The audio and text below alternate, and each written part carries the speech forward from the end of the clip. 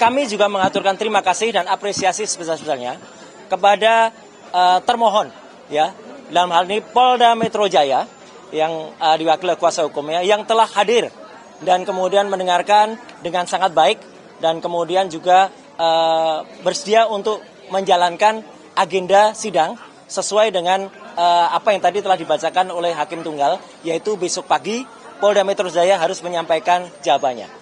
Kami juga mengaturkan terima kasih dan sebesar-besarnya ucapan kepada Kejaksaan Negeri Jakarta Selatan. Tadi diwakili juga oleh Pak Eko, Ibu Putri, dan satu lagi saya kurang tahu siapa namanya, ya, Pak Jaksa, yang juga telah hadir selaku turut termohon. Dan itu luar biasa, bagus sekali. Jadi termohon dan turut termohon hadir. Yang lucu, tadi ada di tengah-tengahnya, ada pihak yang tidak berkompeten, tiba-tiba maju ke depan, dan ingin selaku turut termohon juga, ya. Padahal dia itu katanya lawyer, ya, katanya lawyer profesional, ya, inisialnya CS, ya. Sering kita lihat dia di antara para termul, ya. Itu sungguh memalukan, ya. Tiba-tiba mau ikut serta sebagai turut termohon. Itu nggak ada sejelek-jeleknya, sependek-pendeknya pengetahuan saya di dalam belajar ini, ya, dalam ilmu hukum, ya. Yang namanya pihak yang mengajukan diri sebagai intervensi itu hanya ada di perdata, ya, tidak ada di dalam pra peradilan itu tidak ada. Belajar di mana itu saudara CS itu, ya, gitu, yang kemudian saya sudah lihat sering sekali berkuar-kuar dengan di samping para termul itu, ya, gitu. Jadi itu yang terjadi. Jadi ada pihak yang kita apresiasi dan ada pihak yang kita permalukannya. Sayang saya tidak menggunakan kaos yang biasanya tertulis malu bro. Kalau ada saya buka kaosnya, saya tuliskan itu malu bro kayak gitu tuh, ya. Udah katanya belajar selaku kuasa hukum merah putih, ya.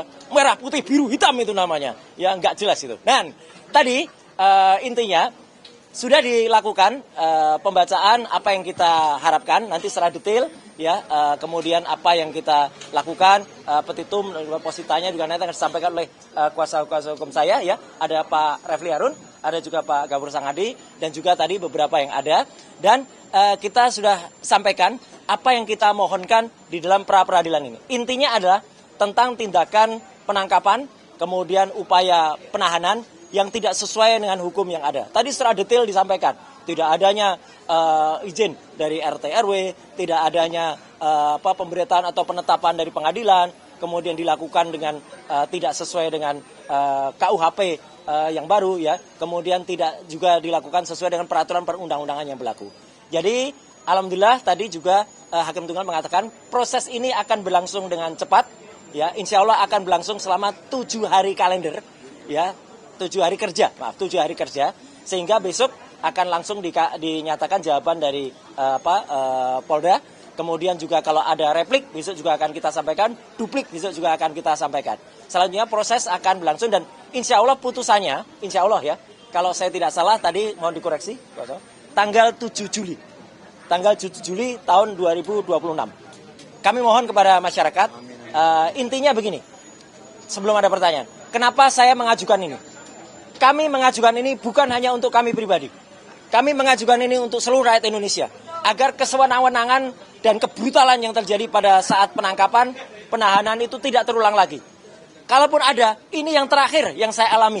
Ya, seorang yang hanya kemudian dituduh melakukan pencemaran nama baik dan juga kemudian fitnah, dan itu pun belum terbukti, ya, sudah dilakukan upaya penangkapan yang brutal.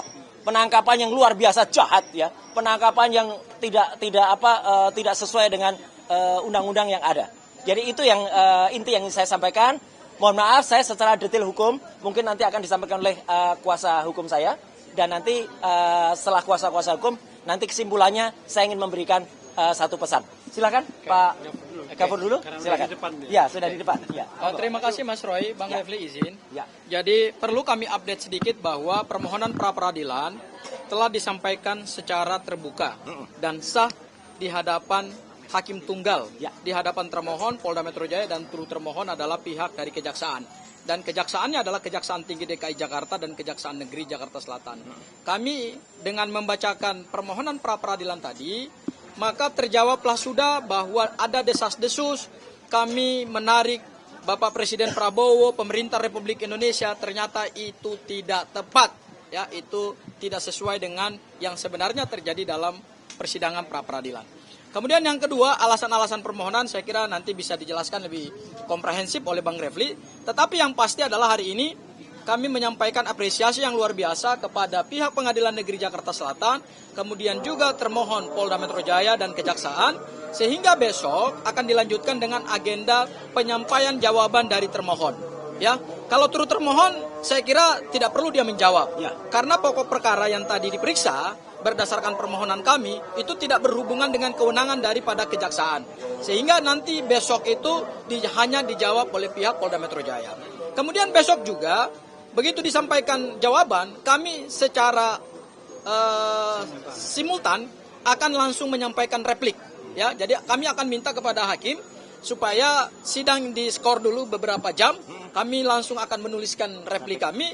Kemudian kalau Polda Metro Jaya mau menyampaikan duplik, ya kami tentu akan juga memberikan kesempatan kepada Polda Metro Jaya untuk menyampaikan duplik. Dan setelah itu, pada hari Rabu Mas Roy, itu langsung kita masuk di dalam proses pemeriksaan. Betul. Ya, pembuktian. Bukti-bukti. Yaitu bukti-bukti dari kami, bukti apa saja tentu nanti hari Rabu akan kami sampaikan. Termasuk juga kami akan minta kepada pihak Pengadilan Negeri Jakarta Selatan untuk memberikan kami fasilitas berupa layar, sehingga video-video yang menggambarkan proses penangkapan, penahanan, terutama penangkapan di rumah kediamannya Mas Roy, itu akhirnya nanti kami buka kepada publik. Sehingga silakan Anda nilai. Ya. Dan yang terakhir, Mas Roy, tadi terkait dengan pencekalan ya. Memang pada saat kami mengajukan materi permohonan pertama kali, itu memang tidak masuk.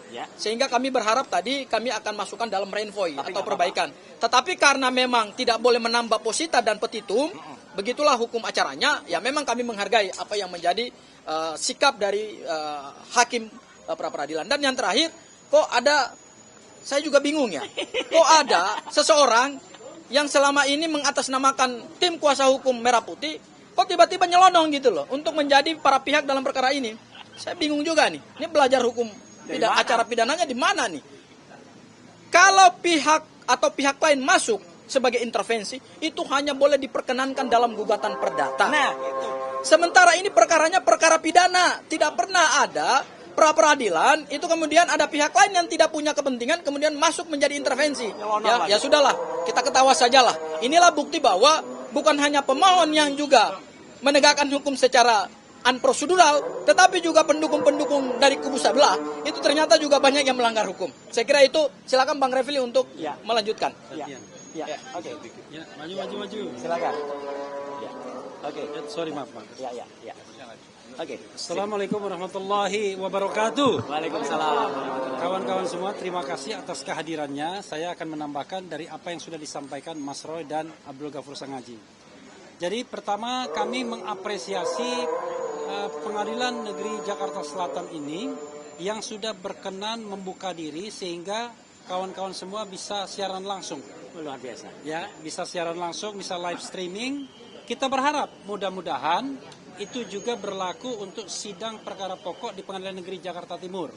Karena kita mendengar belum diperbolehkan untuk live streaming atau untuk siaran langsung. Jadi dengan teman-teman kompak mengajukan surat misalnya, mudah-mudahan itu akan dibuka. Karena kami mendengar bahwa tidak boleh siaran langsung untuk perkara pokok. Yang akan dimulai kick off-nya untuk kasus Dr. Tifa itu tanggal 2 Juli 2026 pukul 9 pagi. Ya, itu satu pengumuman. Yang kedua adalah kawan-kawan semua, seperti yang didengarkan tadi, yang diajukan itu 3 hal saja, kurang lebih babonnya, yaitu penggeledahan, kemudian penangkapan, dan penahanan. Kami berargumentasi tadi, 3 hal tersebut melanggar undang-undang, terutama Undang-Undang Nomor 20 Tahun 2025 tentang Kitab Undang-Undang Hukum Acara Pidana.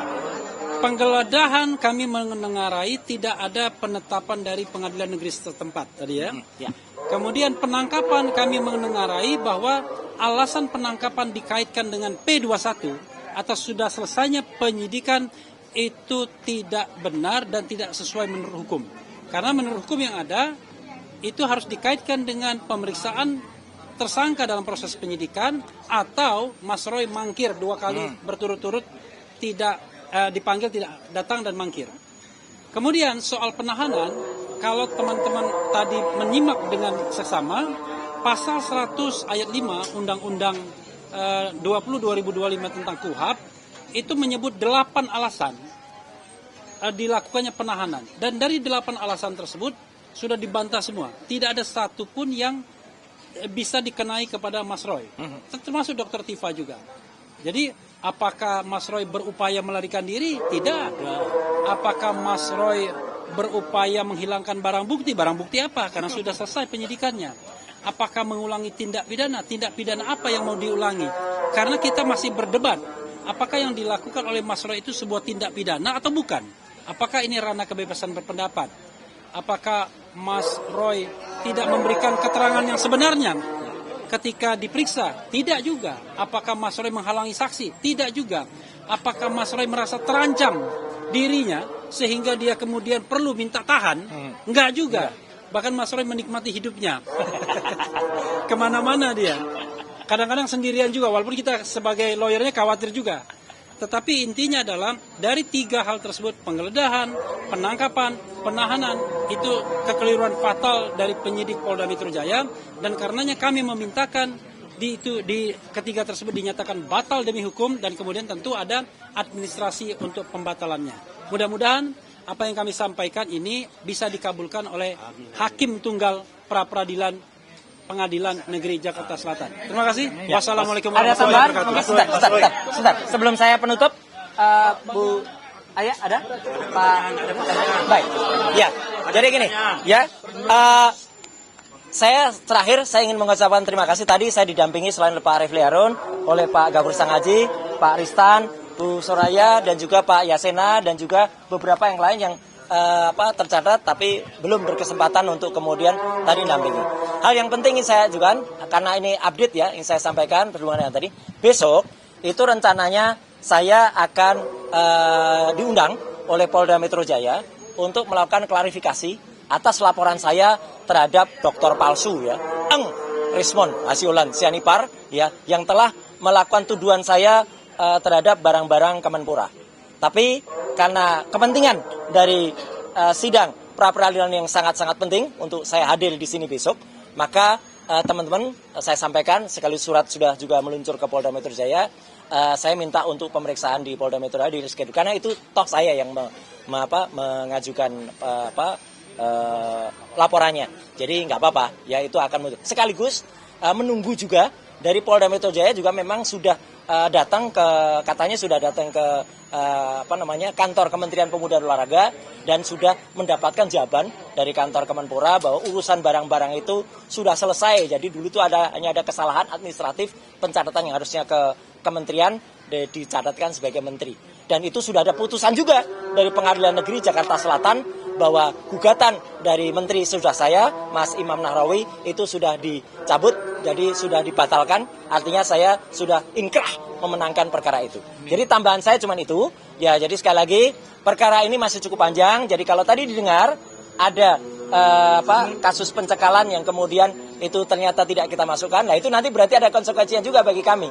Untuk apa? Untuk melakukan tindakan yang lain. Teman-teman bisa mengira itu kira-kira apa. Jadi sekali lagi itu yang ingin saya sampaikan kepada semua. Jadi sekali lagi memang yang namanya ilmu hukum itu pelik. Ilmu hukum itu susah. Saya juga diri harus belajar hukum. Karena apa? Untuk membuktikan itu palsu atau tidak, itu juga panjang. Nah, gitu. Ya, gitu. Jadi ilmu itu memang panjang, ya, gitu. Kontroversinya akan panjang. Jadi pra-peradilan ini termasuk untuk membuktikan kontroversi ini dan biarkan semua itu berjalan sesuai dengan jalurnya. Sekian, terima kasih untuk semuanya, untuk semua media, untuk YouTuber, dan juga untuk semua masyarakat Indonesia yang sudah ikut bersamai. Wassalamualaikum warahmatullahi wabarakatuh. Mas, soal barang bukti yang akan dihadirkan CCTV. Nanti berapa ada. file, apa saja gambar yang paling Nanti ada semuanya hari Rabu besok ya. Oke, nanti bisa dilihat juga. Terima kasih ya.